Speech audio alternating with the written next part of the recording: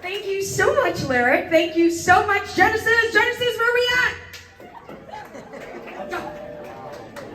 Dr. Knowles. I'll have to get used to that.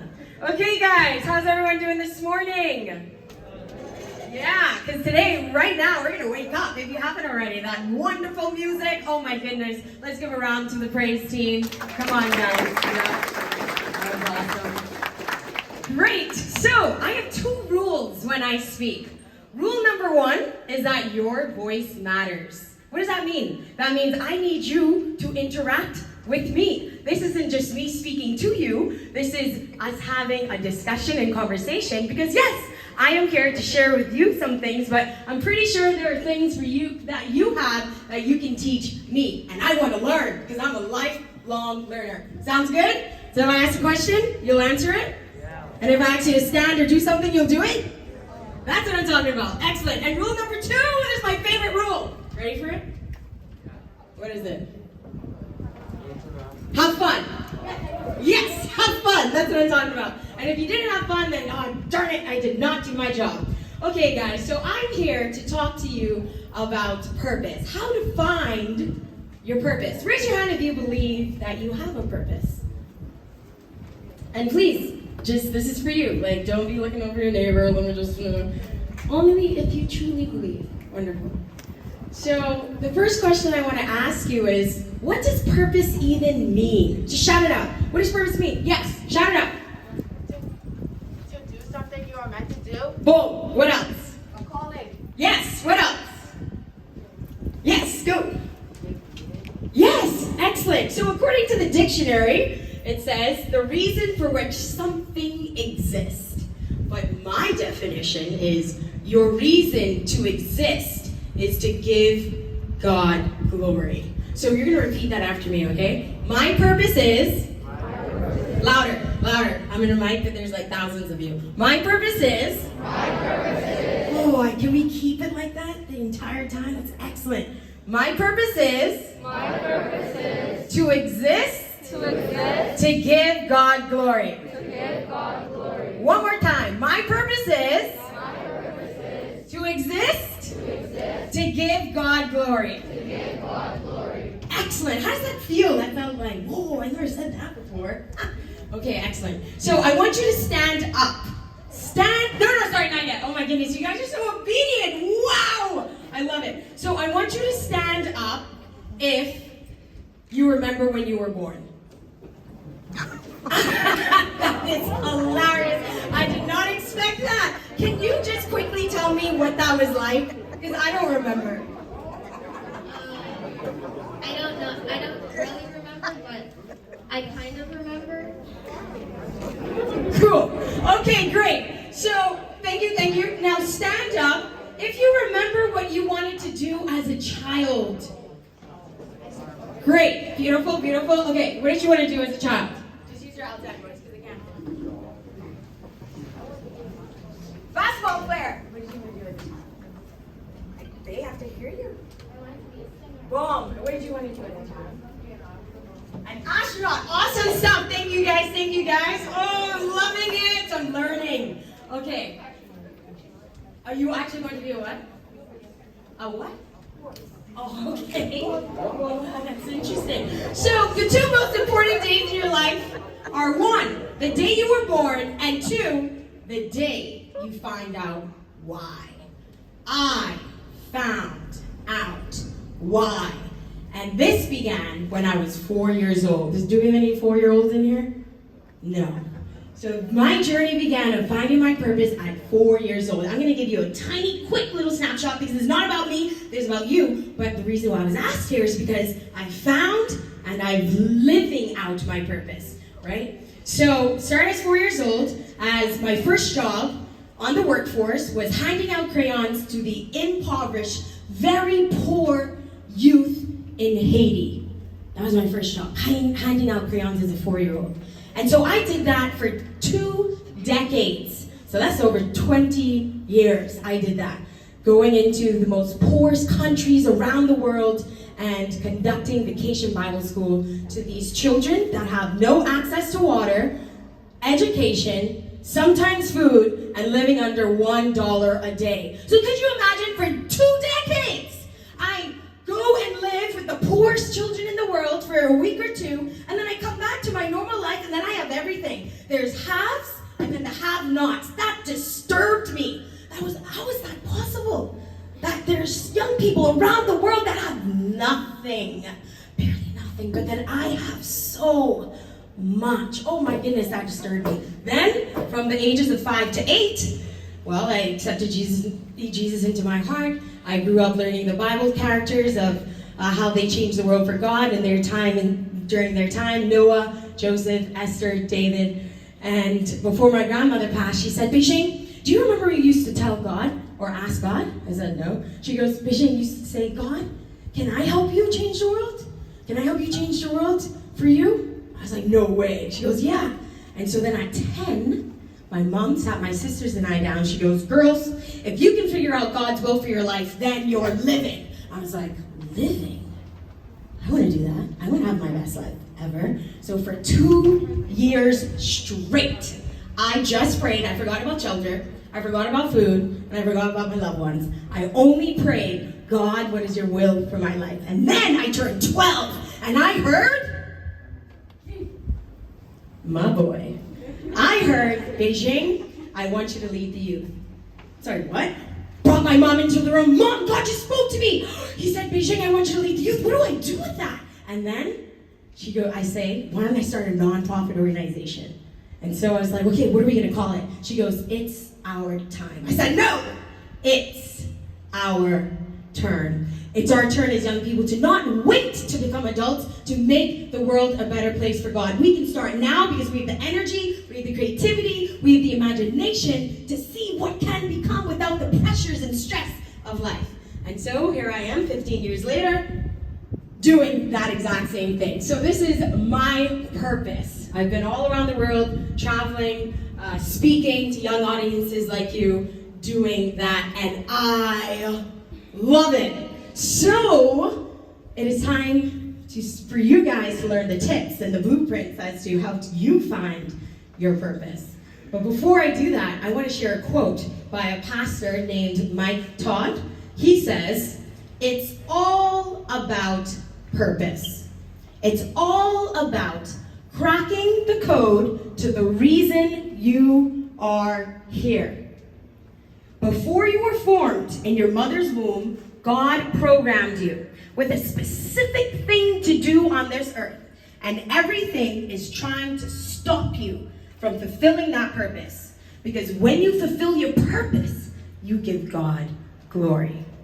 Okay, so I'm going to teach you guys 2 chants. Chant number 1 is called, you're going to say after me. You're going to say, I'm going to say I. I'm going to say I, and you're going to repeat after me, okay? I believe. I believe I'll find my purpose. I believe I'll find my purpose. Okay, now we're going to say it like we mean it. Ready? I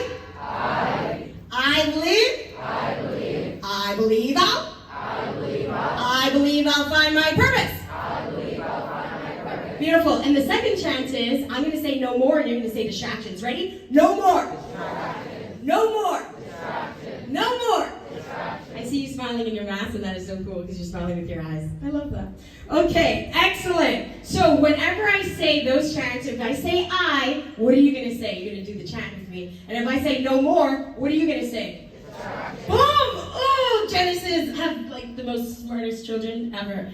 Great stuff, teachers. Great stuff. Okay, so how do we find our purpose? Step number 1. Can you name it? Do you think? Yes, what do you think? Oh, kind of close. Is have a relationship with God.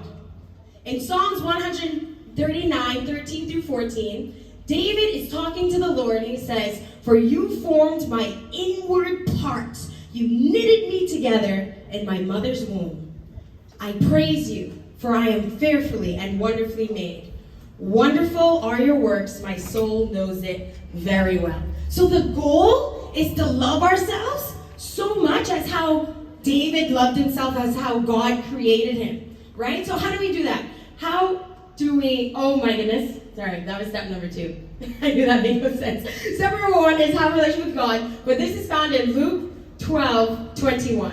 A person is a fool to store up earthly wealth, but not have a relationship with God. So what does that mean? It means success isn't getting so many social media followers, getting all the money in the world. It's having a rich, a deep, a connected relationship with God.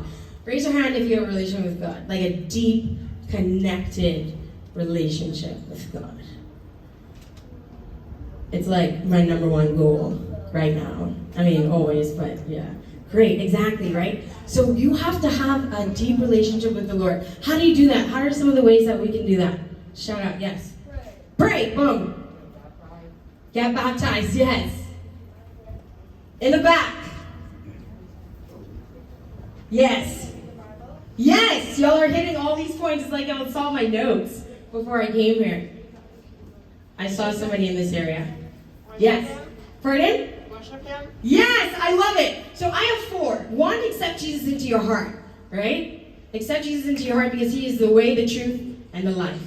2, read the Bible. Study the Bible every day. Because what? The Bible is alive and it gives life and it speaks to you to become more like Christ, as that is the point of this life, to become more like Christ.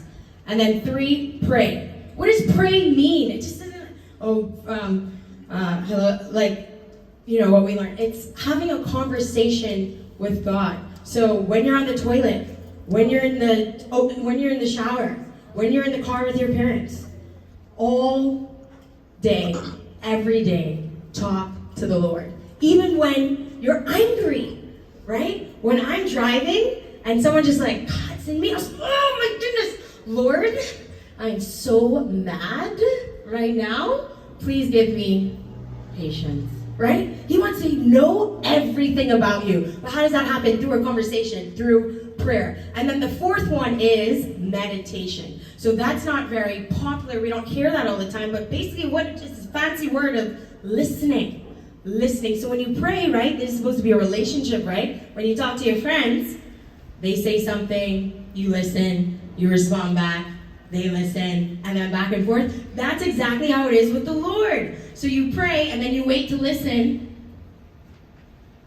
to hear what he has to say. And then that gives you the instruction to move forward in your purpose. Does that sound cool? Okay, I believe. I believe I'll find my purpose. I believe I'll find my purpose. Perfect. So step number 2 is date yourself. So this is found in Psalms 139, 13 through 14, when David talks to God about being formed in his mother's womb and being fearfully and wonderfully made. Raise your hand if you believe that you're fearfully and wonderfully made. Seriously. At your age, I did not think so. So you guys are, wow, you're some confident humans. I love it. So with being fearfully and wonderfully made, dating yourself, right? Raise your hand if you're in a relationship. Okay, great, look at you guys. This is high school, right? Wow, excellent. Excellente. Or some of you guys are just lying to me and you don't want your teachers to know. But, okay, that's hilarious, I love it. So, we are out here dating other people, but we're not dating ourselves. So you wonder why relationships don't work out, because you're trying to figure out who somebody else is, but you don't know who you are. Who are you? Right? Exactly, who are you? That's 3 steps. 1, know who you are in Christ. That you are chosen, that you are accepted, and that you are loved. Okay? And number 2 is explore yourself. What are some questions that you can ask yourself to explore who you are? Blurt it out. Yes! What do I like? What else? Yes. Yes! Beautiful. What else? What are some other questions where we could explore ourselves?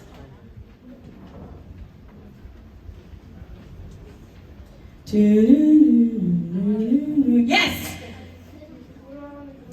Yes! These are great questions! Exactly. What do you like? What do you hate? to serve? These are all questions that you ask yourself on how to date yourself, know yourself. And after you explore yourself, then you have to, everybody give yourself a hug. Embrace yourself. What is embracing yourself? Loving yourself. As David does. He is so thankful the way that God has created him as a masterpiece. Do you believe that you're a masterpiece? Stand up if you believe that you are a masterpiece. Wow. Wow. Wow, this is inspiring. This is so inspiring. Stay standing. Stay standing. Can you tell me why you believe you're a masterpiece? Hey! Y'all scared. Y'all scared. I'm coming to you. Can you tell me why you believe you're a masterpiece? I'm not really sure. Okay. But you just know that you are. Beautiful. Did somebody want to share why they believe they're a masterpiece? Because I'm short. Yes! Yes, and God's going to use that. God's going to use that. Can you share, darling? You do know. She's smart. Look at that. Support from your peers. That's incredible. Okay, guys, everybody stand up. Motion equals emotion. I believe. I believe that. I believe I'll find my purpose. I believe I'll find my purpose. I believe I'll find my purpose. That's what I'm talking about. Sit down, guys. And now we're at the third step. The third step is, I did this before, there's a method to my madness. Think about what you loved to do when you were younger, when you were a child. So you're going to close your eyes. You're going to give yourself 45 seconds to think about that. Set the scene. Imagine. Yes, your eyes aren't closed, my friend. You're lucky I don't know y'all's names, because I'd be, except for Amber, Ricardo. Okay? I see you. Close those eyes. Imagine what you love to do as a child.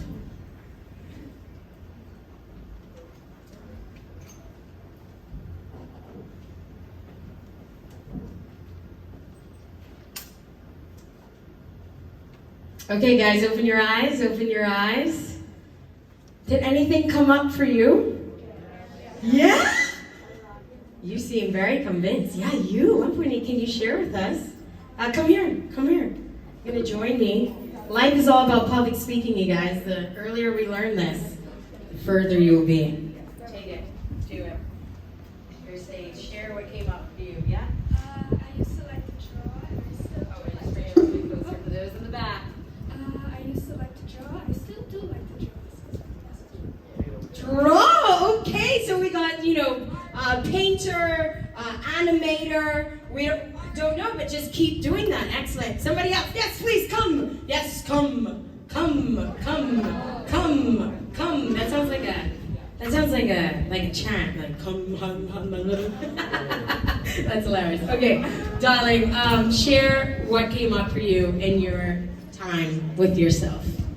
I don't really like to paint anymore, but I used to paint when I was like 7. I like to paint like imaginary things that I thought up into my mind. I also like to paint real things like flowers and all that stuff. Excellent. Guys, let's give them a round of applause. Give them more. A round of applause. It took them so much courage and confidence to come up here and speak in front of you guys, their peers.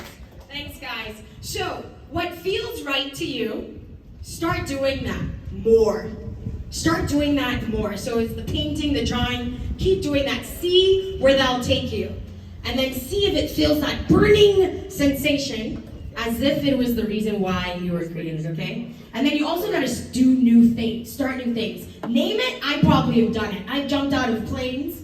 I have volunteered. I have free dove to 60 feet under the water. I've done so many things to figure out or to help me in my pursuit of leading the youth. Okay, guys? So you guys have to do the same. So this is my last question for you guys. What do you think is going to stop you from finding and fulfilling your purpose. That's great. Negativity. Boom. Go. Boom! Okay, anybody else? That's it. That is it. Distractions. Distractions. What are distractions? What do you think personally in your life is a distraction? Boom. A what? Yes, yes. Somebody in the back. Somebody in the back. I need to hear you in the back. You with the yellow shirt on in the back. Yeah. Isn't that something? I see all of you. I see all of you. Because I'm looking at all of you beautiful humans. I can't hear you outside, boys. Let them hear you. Yes, yes, because the emotion, no stress. What else? Anything else that is a distraction in your life? Go. People. Yes. Back the wrong people. Even good people, but then they're a distraction in your life. They ain't supposed to be in your life because a friend is a friend for a season, a reason, or a lifetime. But, guys, distractions are what's going to keep you from finding and pursuing your purpose. Because who doesn't want you to do this? Who doesn't want you to find your purpose and fulfill it? Satan, the devil, the enemy. He does not want you to do that. Because when he sees you living in your purpose, what's that going to do? That's going to change your life.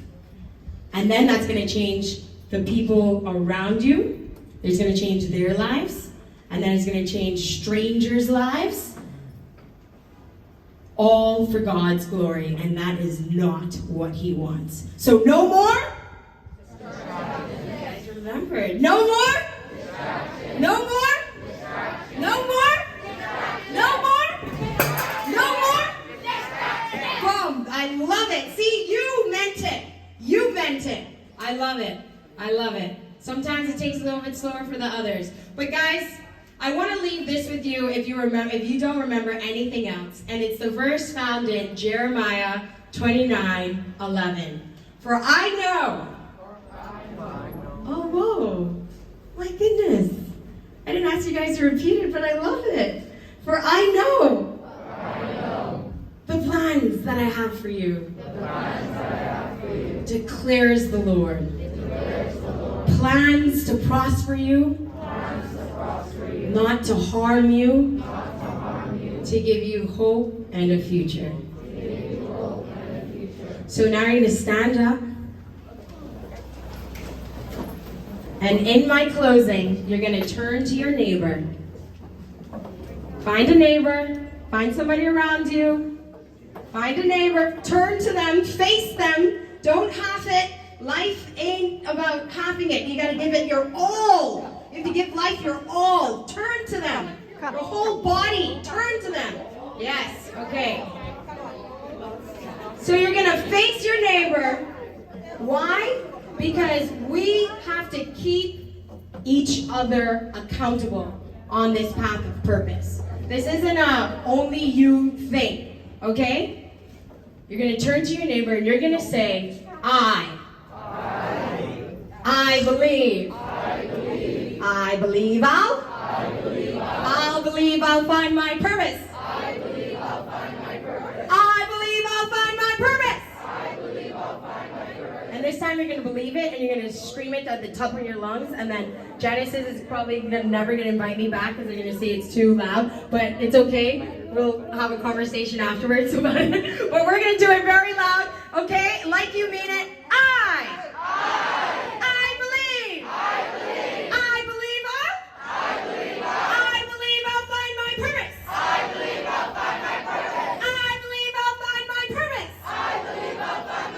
I believe I'll find my purpose.